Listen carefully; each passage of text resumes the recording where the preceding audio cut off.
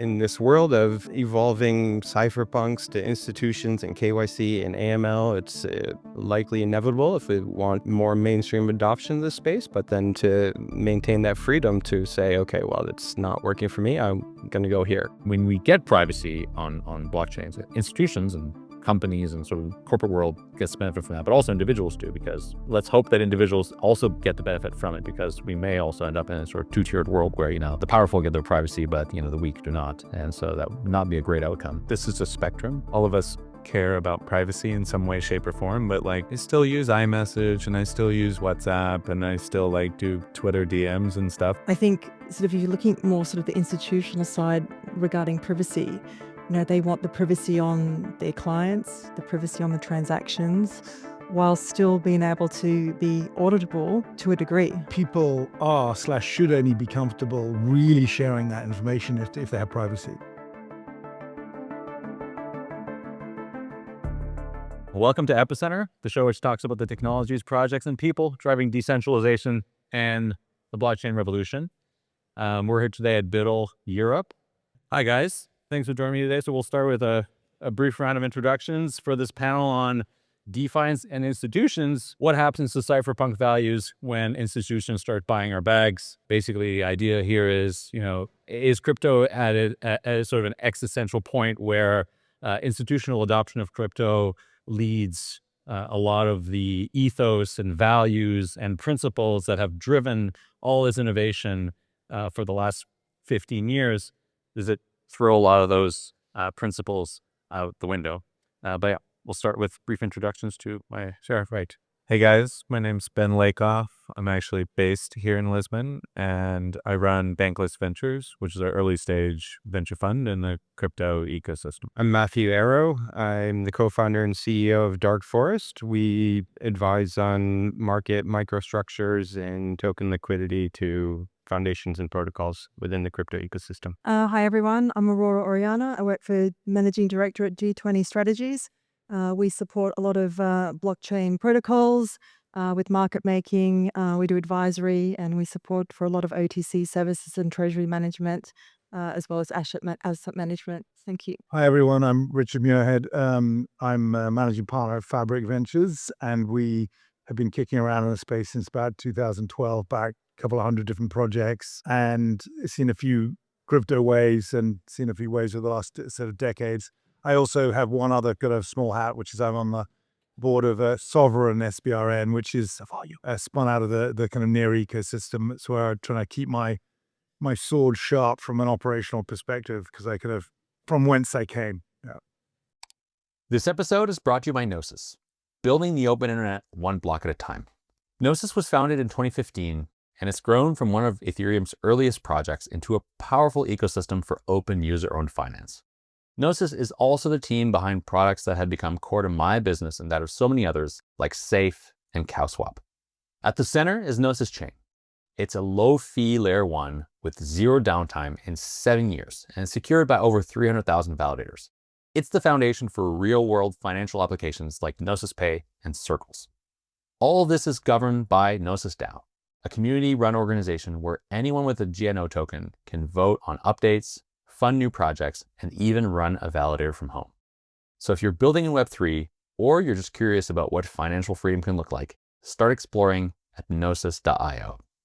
Before we start this conversation, I think one interesting question to perhaps get into is what are the values that we actually want to defend as an industry, as people who have been building in the space for a long time, who came into the industry with aspirations of a world where interactions would be mediated by systems, where trust was minimized, where people had financial freedom, where perhaps even things like regulation, sanctions could be skirted. What are the values that we actually want to defend and want to sort of carry on into the next 10 to 15 years of crypto adoption as institutions becoming increasingly involved in this space? I can kick off. Go for it. I think sort of self-custody is a key point, being able to have the option to look after your own assets, and certain sort of guardrails as well, where you can also exit a platform without permission. And I think having proper privacy and also visibility as well with the transactions, while also providing secure networks, I think is a really core thing. Yeah, very important for fungibility as well. Because if you have assets on one platform that can only be traded or interacted with platforms that are approved or vetted, then like fungibility sort of falls apart. Any other things that come to mind? I think the big one for me is like permissionlessness. And Eric Voorhees did a really good keynote at Permissionless conference a few years ago, but it was like not having to ask permission to send money or deploy a smart contract or invest in different things. But I think that like ethos for me is like the biggest, most important aspect for me within the crypto world. Yeah, and I would just echo what both of you have said. And I think if we're talking about cypherpunks, one of the earliest cypherpunks was probably Benjamin Franklin. And he had this great saying that I love, and he said, "Those who give up essential liberty for temporary safety deserve neither." And I think there's something there that can be applied to our space as well, and how we manage this merge and evolve into a more institutional faced ecosystem, and preserving the permissionless space and preserving the privacy and making sure we're not compromising too far on those values that we started. Yeah, so I think if we go back to it, the core principles of being a cypherpunk are definitely openness. I don't know, I can maybe ask forgiveness, not permission. I always thought that maybe that would be a good title for a conference, actually, forgiveness. But and that, and privacy is a core part of that. That sort of sovereignty over yourself, and to be able to keep secrets and so forth. I think maybe tackling head on, this desire that was at the root from the romantic stages of our movement from Web3 to have kind of sovereignty over your money, self-custody, for example. And from that, I think it was related to a desire not to be subject to the devaluation of fiat, for example. I think that, some of that we just have to accept, that as the kind of pendulum swings from, purely supporting the desires of the individual to dealing with the realities of institutions, that we're going to have to compromise on that a bit. And that, therefore, we're going to have on-ramps and off-ramps. We're going to have to deal with, KYC and so forth. I think we all know, this is a trope that is going well throughout the industry already, that we want to have selective, revealing of information to make that possible. But I think that the question of having sort of sound money and being free from the grips of kind of central banking overlords or whatever, I think that can only come if there's actually, we can get it with the movement we've got now, but it doesn't come by forcing it. It comes from competition between jurisdictions. That if a jurisdiction is bad, manages its kind of fiscal monetary policy badly, if there's enough fluidity between different ecosystems, borderlessness, spanning nations, then, that will get punished in a way that it wasn't before. But we're already seeing with some of the rules, say, around stablecoins in the UK, where they're restricting the amount that you as an individual or as an institution can hold, you're going to end up with caps. It's hard for governments to fight that instinct that they need to control, money flow. Right. I think like sovereignty is such a huge, such an important part of the idea of being a cypherpunk, and many of the core values were sort of rooted in the idea of personal sovereignty and personal freedom, personal liberties, privacy, etc. As we all know, much of our financial transactions are intermediated by entities that are regulated. Those regulations in large part, at least in Europe and the developed world, come from guidances that were issued by a shadowy group of people that sit in this organization called the FATF, which, if you don't know about the FATF, look it up. Study the FATF. And the FATF is accountable to no one, is elected by no one, is effectively not even an organization. It's just sort of like a group of people that got together and decided, hey, we're going to create these rules for the world, and like people will abide by them because we're also going to rate people by, or rate countries by their degree to which that they agree to these rules, and so there's sort of a racket happening here. Sorry, this is a really hot topic for me. So, but yeah, in that reality, in the reality of the FATF regulated world, there's a tension between that the desire to control financial flows, to control financial flows for reasons that may or may not even arrive to the goals of fighting terrorism and money laundering. I think in large part it doesn't. And the individual freedom, the individual liberties of people to transact freely without caps, for instance. In France, you can't use cash for more than 3,000 euros. You can't pay transactions for more than a few thousand euros. So there's a tension there that it feels unresolvable. Where do we land? Is there a middle ground? And how do we, as an industry, as people who believe in freedom and personal liberties, continue to fight against this Goliath? Well, I mean, I'll try and connect it to my previous thought. I think if you can choose to be within whichever platform or whichever nation you want, and you can kind of rage quit from it when you want, you can move your assets or some privacy preserved memory of what you've been doing, and you can take it with you. It's portable. Your value is portable, which is pretty easy these days, but preferably your kind of identity and your sort of data exhaust is also portable. If you can do that, then that encourages competition.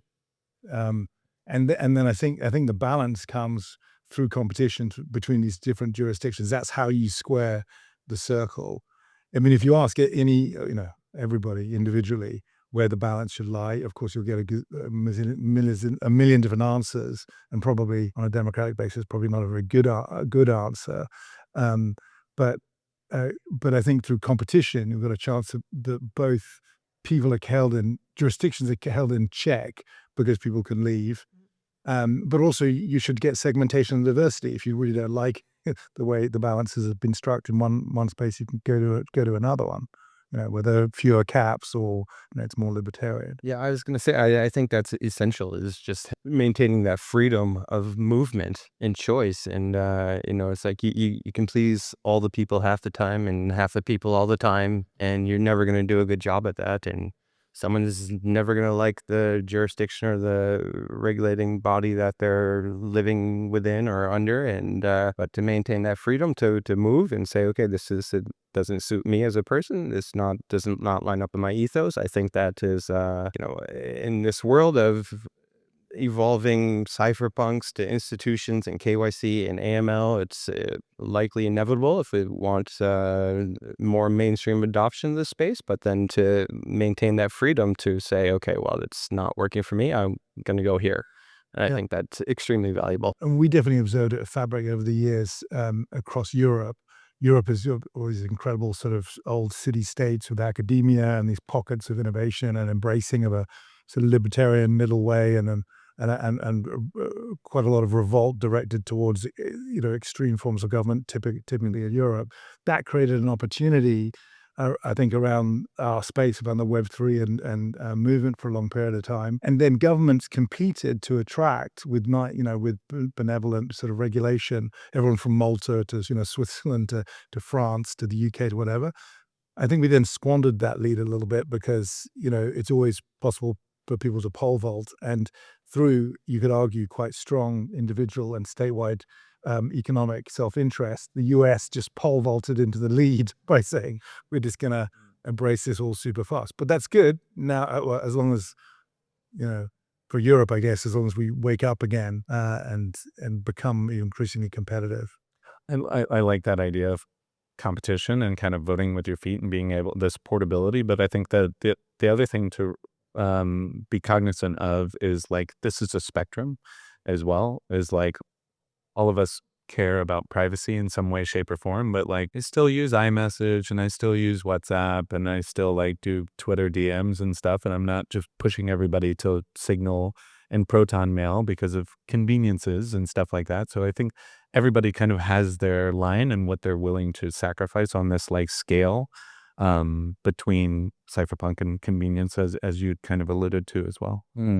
I think, as to your point, I think people value privacy differently as well. Where to some people it's everything, and others they're willing to give a little bit of that away. I think sort of if you're looking more sort of the institutional side regarding privacy, they want the privacy on their clients, the privacy on the transactions, while still being able to be auditable to a degree, right? So everything's monitored, but they will give on a need-to-know basis. And so it's a bit of a fine line between, I guess, the cypherpunk, pure privacy ethos and how the institutions are adapting and within their guardrails and what will eventuate with that. I think privacy is like one of those things that's been proactively ignored and retroactively appreciated. And we all have the benefit, well, most of us have the benefit of living in a society that we're not political dissidents and we're not enemies of the state. And, for all intents and purposes, we don't have anything to hide, but that doesn't mean that we shouldn't value our privacy.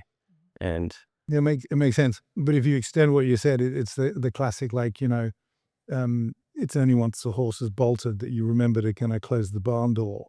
From individuals in particular tend to be like that. And I was mentioning in the green room, whatever, if there was some kind of singular mantra within Fabric for the last 2 years, and I think this extends quite broadly within venture capital, it's that it's quite hard to sell privacy to any one individual to get them to make that choice. They tend to be complacent. But reflecting on it a bit, and we'll see, I guess, what happens, shortly in our industry. But possibly for 3 reasons that might change. So one is the regulatory issue we're talking about here. You've got to have the on-off ramps, and we're in a situation where what do they call it, like a DeFi mullet, kind of like you got centralized at the front and sort of DeFi at the back. And I think there's a lot of that makes sense because you can operate in a compatible way with today's markets. You can onboard the huge amount of assets that are not currently owned, et cetera. So that's clearly forging ahead. Another one I think is around something that's a core plank of our thesis. Again, sorry, I keep talking about Fabric, but at Fabric, which is the role for Web3 in a sense is to organize the world's data from the bottom up, to make it available to AI, the menagerie of AI kind of agents and models and so forth, to make them better. And we see that there's obviously this insatiable appetite for data. People should only be comfortable really sharing that information if they have privacy. If privacy is baked in. I was talking to a pretty illustrious, venture investor this week about it. If you're gonna just default to letting your scales and your watch and everything give all of the data all the time and your genetics and the works, you want to trust that system and therefore know that there's some privacy. So I think that's the second reason privacy might kick in. And the third is this chat at the moment about how we all know that kind of block space is pretty commoditized in every sense, but that you can get a moat if I think the phrase that Ali over at ACZ uses is that you can export your value pretty quickly, but it's very hard to kind of export the secrets. So privacy can make a difference to constructing a defensible competitive moat for all the blockchains that exist today. So different stakeholders, I think, in the system now have a reason to start adopting privacy, which I think could mean that it really takes off. But I hope we still get the balance in terms of it doesn't swing too far in the wrong direction. Yeah. So you want to say something? No.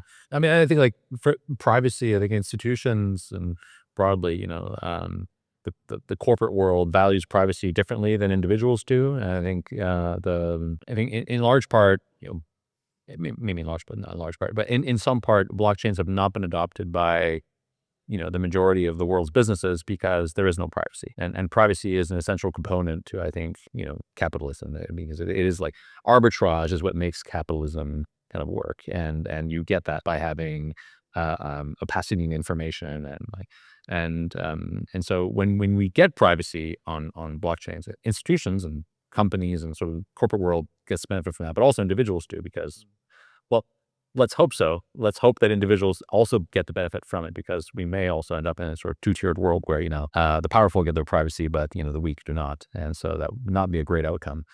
But But again, privacy means different things to different people and institutions. And like blockchains by design are public, transparent, and permanent. So they're like the complete opposite of private by design.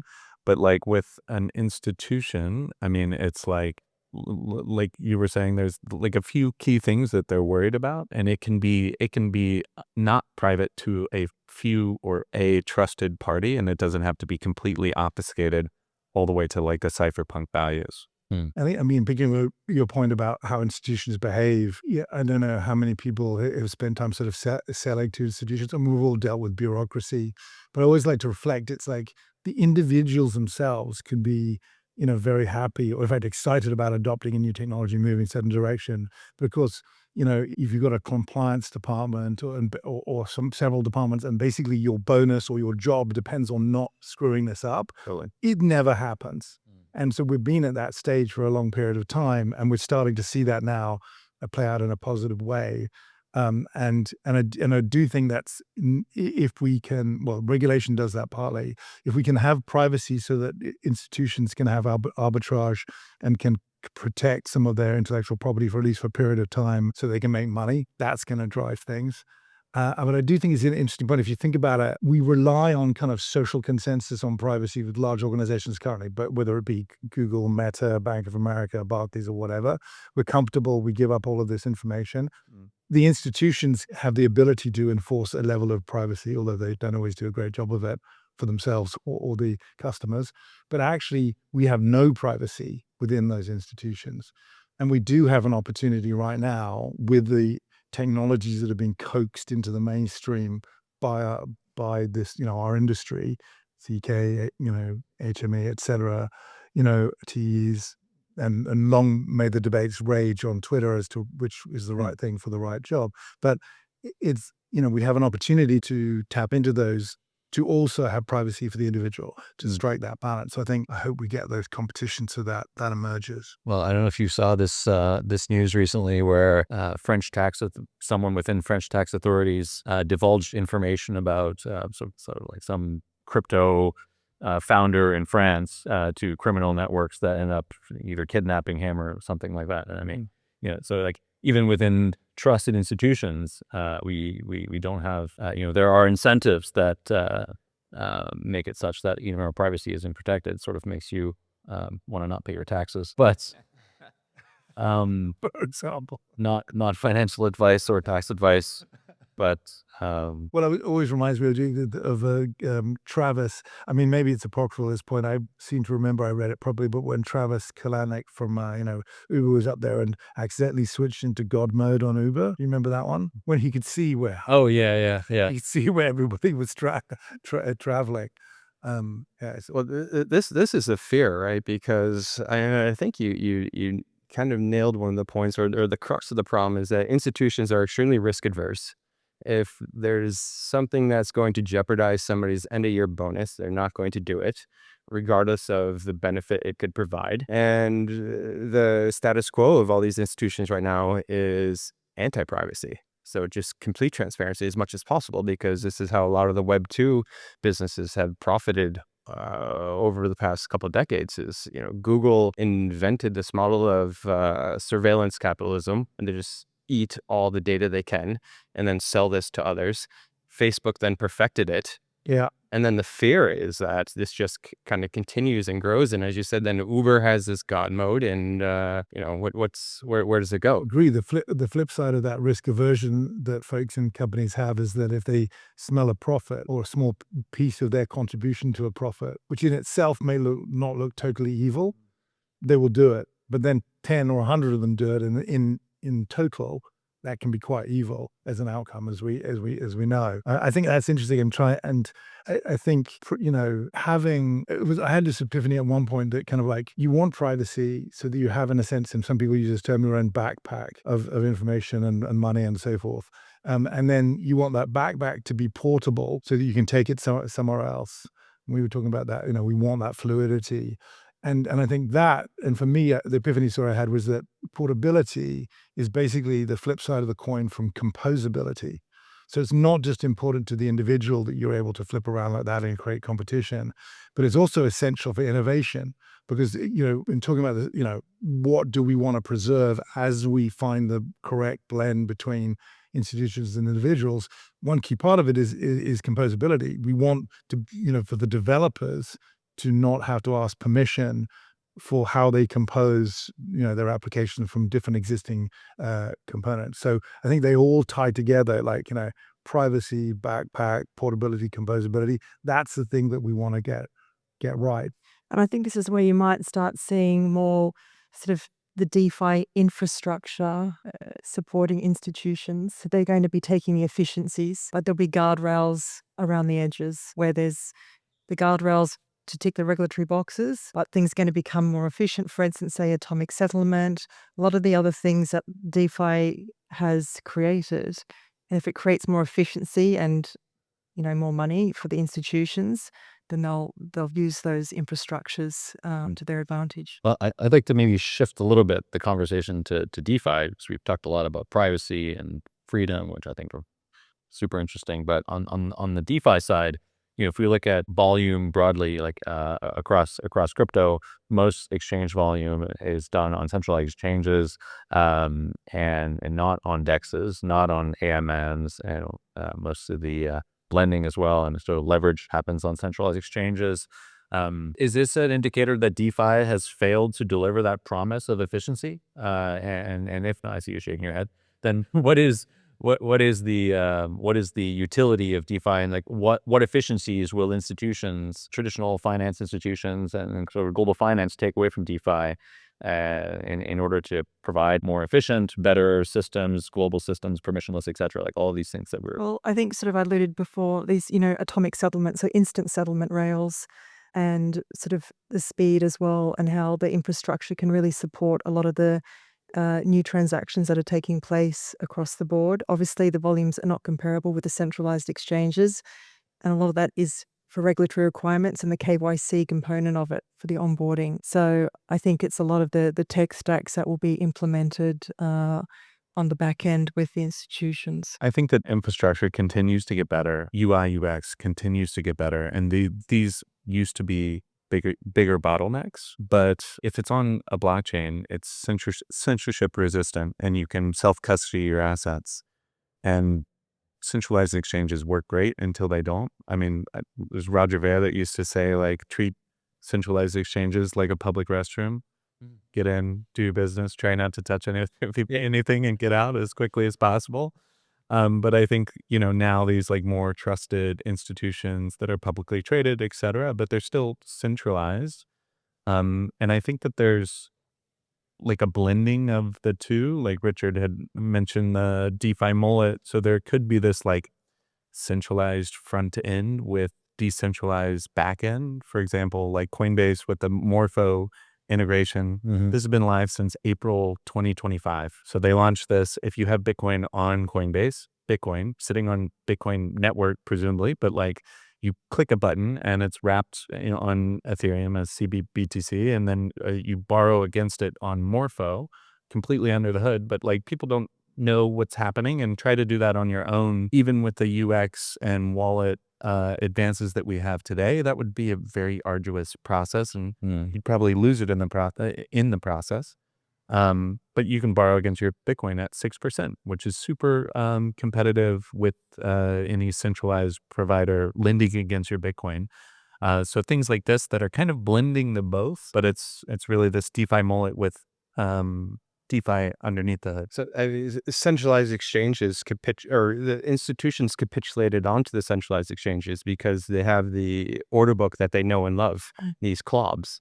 And it's just because centralized exchanges are not familiar with AMMs, and going back to this risk adverseness of institutions, or the institutions aren't familiar with the AMM models. And since they're risk adverse, they're naturally going to keep the distance. And I think, as you're saying, with these hybrid DEXs that have the CLOB on the front end and on-chain settlement on the back end, this is going to be the first introduction of institutions to DEXs, and then it's only a matter of time until the institutions start to understand the efficiencies of operating on a DEX versus a centralized exchange. And then it's evolution over time and more order flow. And we're living in the halcyon days of centralized exchanges. But I think within 5 years, this flips. And we see DEXs taking the lion's share of the volume and the liquidity of the crypto markets. But outside of crypto, would you like would this 5-year timeline also apply to, say, like London Stock Exchange and other the big market venues? Like Everything, maybe 6 years. Maybe we'll push it to 6 years. I mean, like you hear Brian Armstrong talking about being the everything exchange at Coinbase. And, I think Coinbase and others coming from different directions are competing to provide that very important intuitive onboarding for individuals and then others for institutions as well. I think that front of the mullet, it's got to be easy to use. It's got to satisfy governments. And then I think it's not just about the efficiencies at the back end. I think it's clear that obviously, stablecoin settlements, that's just going to it's going to happen. It's going to be baked in everywhere as a stack. It is clear that all liquid deposits and other assets are going to be tokenized. And then it's clear that those are going to be rehypothecated into all sorts of different other instruments. And so it's efficiency, but it's also capability. And in that context, I don't want to bring back too much to privacy again, but you've got to, I think, trust implicitly at a kind of protocol level. If you're unleashing the machines to do great work with your finances, there's almost kind of no halfway house, because once you let them go do it, they're going to go and do it. And so you better trust that the information you've shared, A, keeps government happy, but B, doesn't embarrass you. what do you think are the biggest blockers to institutional adoption of DeFi tech? And I'm not just talking about crypto institutions. I'm talking about TradFi institutions, like BlackRock's, Fidelity, etc. I mean, I think a big component of that quite often is legacy systems.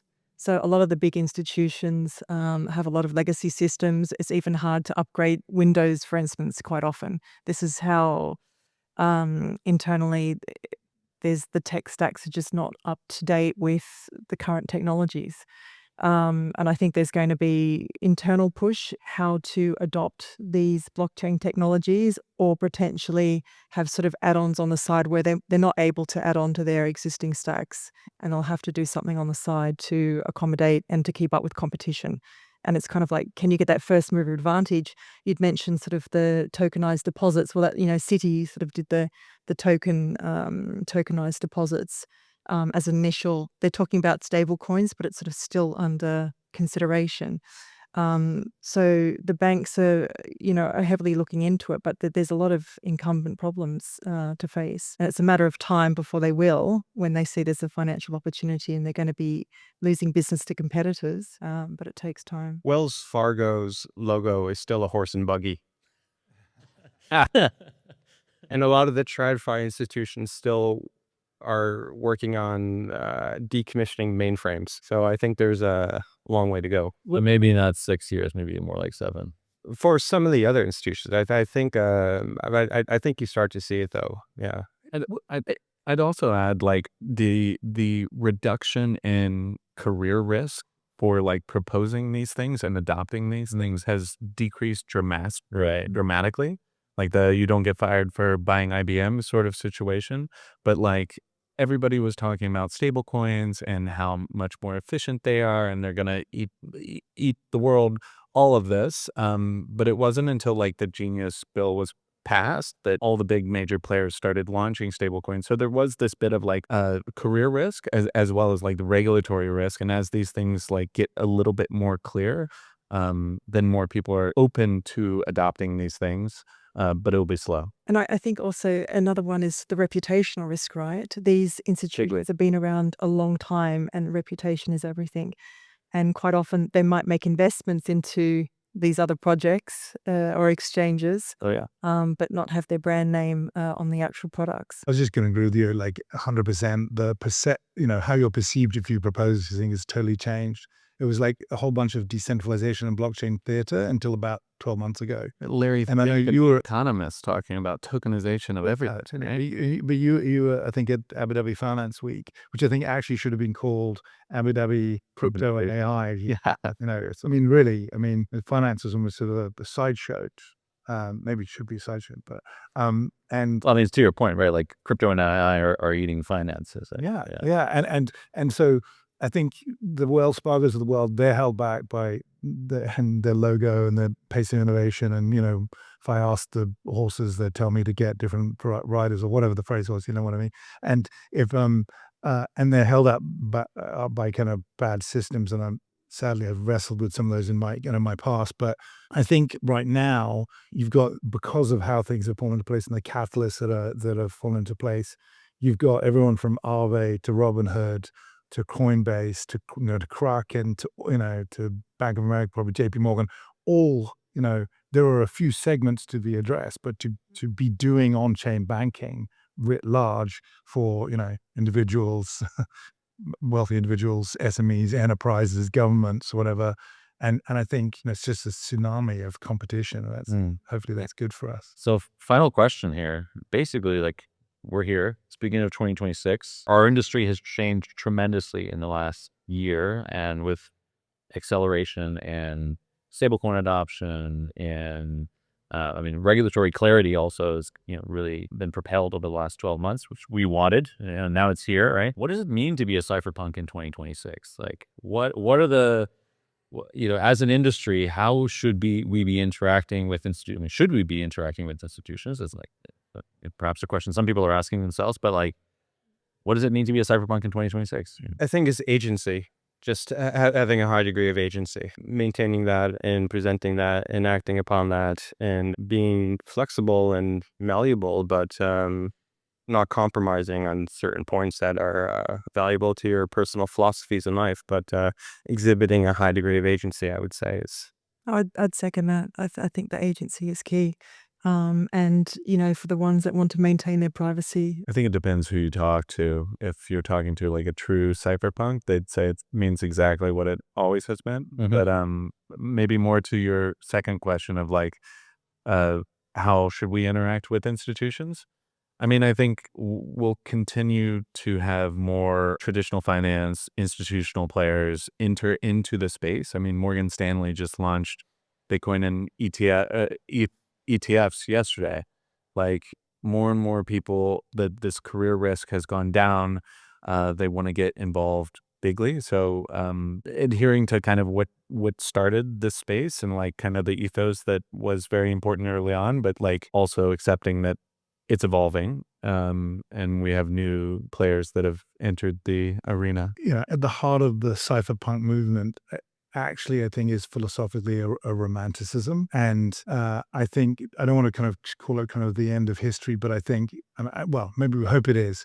There's this sort of struggle between institutions and individual that's been taking place, or indeed between the left and right wing kind of politics. And the cypherpunk was wanting to kind of take a kind of a more central path of sort of a third way and preserve the rights of the individual. I'm hoping that what was rolling out now, and I think the genie is out of the bottle in terms of the tokenization of everything and hyper-tokenization, whatever you want to call it. I'm hoping that in a sense that's been addressed. But given that the whole point was, holding romantic ideals aloft, that the cypherpunk will find something else that needs to be addressed. It doesn't need to be yesterday's battles. Thank you so much. And thanks to all of you for listening in. And enjoy the rest of the evening. Cheers.